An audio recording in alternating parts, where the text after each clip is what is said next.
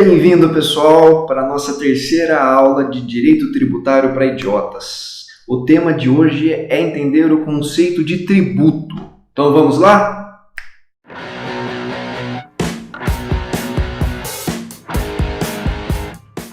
Bem, pessoal, como todo começo de vídeo, antes de prosseguir, curta o canal, se inscreva nas notificações. Essa é a terceira aula, então quer dizer que no canal, se você for lá na listinha de Direito Tributário para Idiotas, já tem as duas primeiras aulas. Então, sem mais delongas, bora para a aula? Bom, pessoal, hoje vocês vão encerrar essa aula simples, curta, entendendo o conceito de tributo. E para entender o conceito de tributo, temos, inevitavelmente, que ir no artigo 3º do CTN, do Código Tributário Nacional. E dele a gente pode extrair 5 partes. Vou ler o artigo e, na sequência, vamos falar parte por parte e, no final, vocês vão falar assim, nossa, tributo é isso. É essa sensação que eu quero que vocês tenham no final da aula. Então, vamos lá. Primeira parte.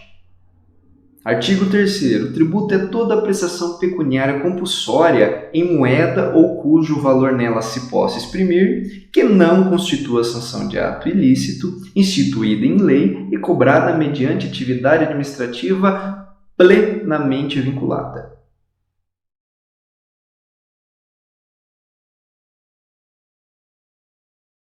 Bem, a primeira parte é prestação pecuniária. Quando eu falo prestação pecuniária, é que ela tem que ser expressa em moeda. Quando eu falo expressa em moeda, é que quando eu pago um tributo, eu não pago com bens, eu pago com dinheiro. Aí que entra um grande detalhe para não confundir. Por exemplo, eu tenho uma empresa e eu preciso importar matéria-prima. Quando eu importo matéria-prima, vai incidir o imposto de importação. Para pagar esse imposto de importação, eu vou pagar com moeda, com o valor que nela possa exprimir. Eu vou pagar com dinheiro. Aí o dinheiro de várias formas, seja digital, em espécie, mas eu vou pegar uma guia e vou pagá-la. Aí você vai falar, não, mas não existe, que eu já ouvi falar que tem como a gente pagar com dação, que é o dom imóvel para pagar o tributo. Então, você faz isso no segundo momento. O que o artigo 3º do CTN fala quando a prestação é pecuniária é que, a princípio, você tem que pagar em dinheiro. O CTN, se a gente for lá no artigo 156, ele tem as formas que você pode efetuar o pagamento de um tributo.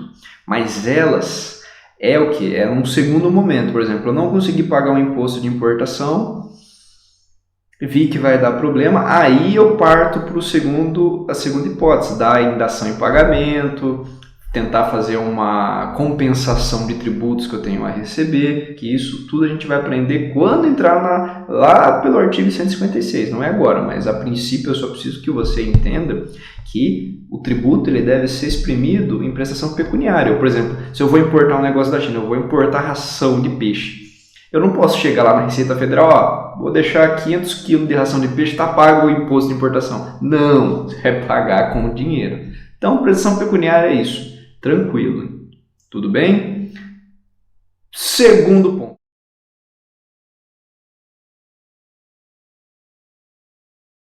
O segundo ponto é prestação compulsória. Quando a gente tem a expressão compulsória, prestação compulsória é algo que não decorre da nossa vontade. A gente não paga tributo porque a gente quer. A gente paga tributo porque nós somos obrigados.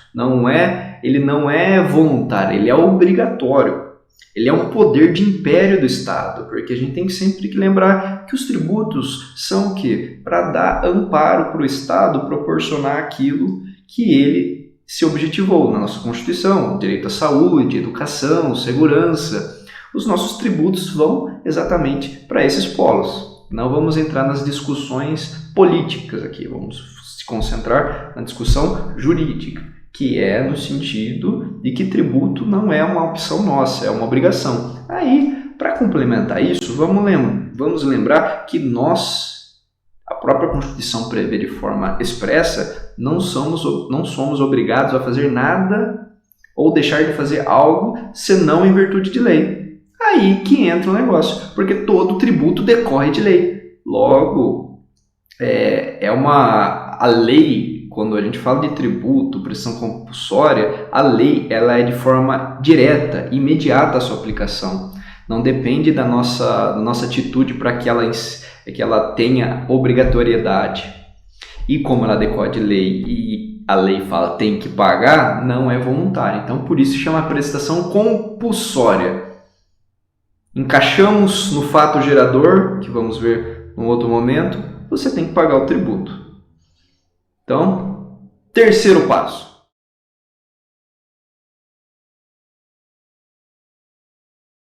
Esse do terceiro passo é muito interessante. Por que ele é interessante, esse do terceiro passo?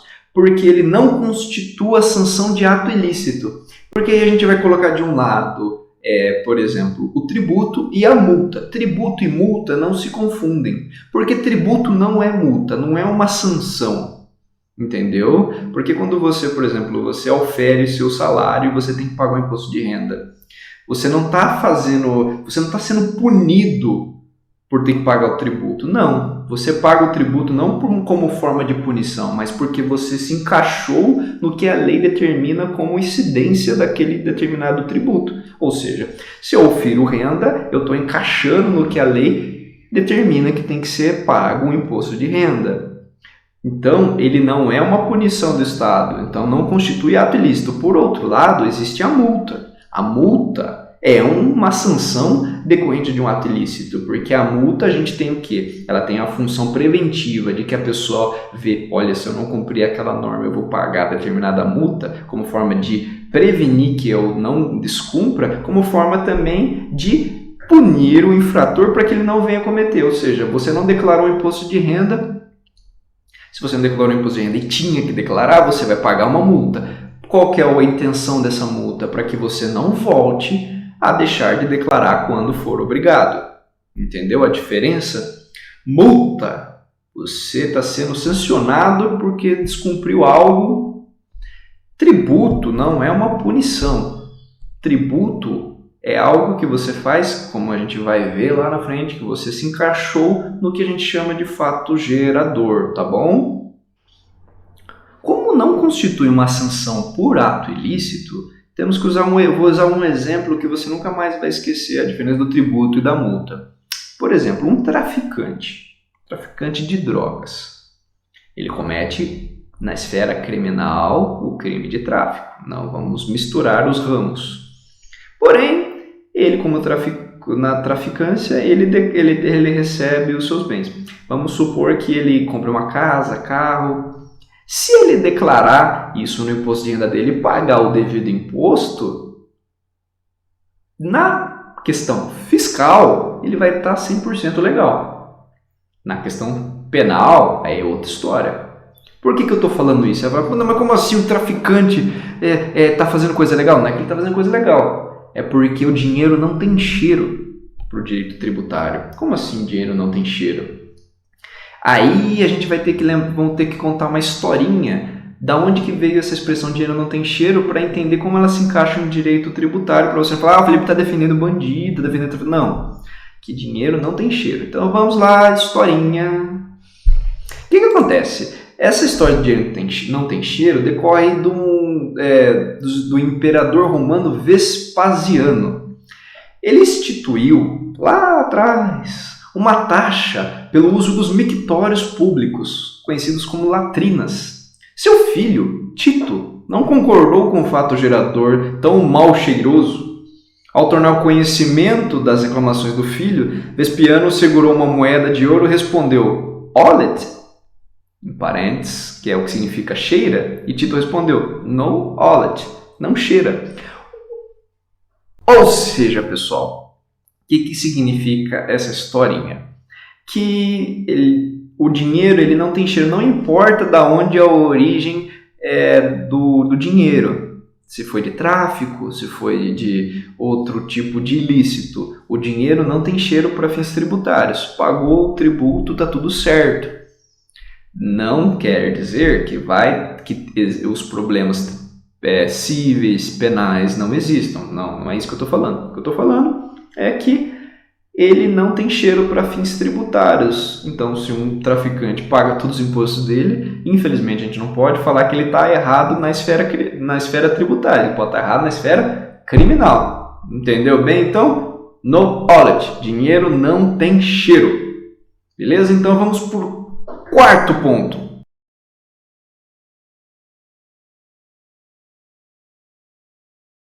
Esse quarto ponto a gente vai ter uma aula só para tratar de forma mais aprofundada sobre ele. Porque o tributo fala instituída por lei. Ou seja, todo tributo tem que se decorrer da lei. Não existe tributo que não decorra sua obrigatoriedade, sua origem de lei. Por isso que ele fala, é instituição. Eu não posso criar um tributo, seja por decreto, seja por uma resolução. Tem que ser por lei. E o direito é cheio de regras com exceções. Aqui é uma exceção de não ter exceção. Então, aqui é um local onde não existe exceção. Só pode ser cobrado tributo se estiver amparado em lei. Para encerrar esse daqui, a gente só tem que fazer um parênteses e entender que o artigo 3º ele fala instituição por lei, instituir por lei, instituir, criar. Vamos ter aulas mais para frente para entender que, beleza, eu não posso criar, mas e alterar, por exemplo, a alíquota do imposto de importação ou de exportação? Tem que ser feito por lei? Isso é uma exceção, porque pode ser feito por decreto. Mas lá é alterar a alíquota, eu não estou instituindo um tributo, tá bom? Então agora vamos para o último.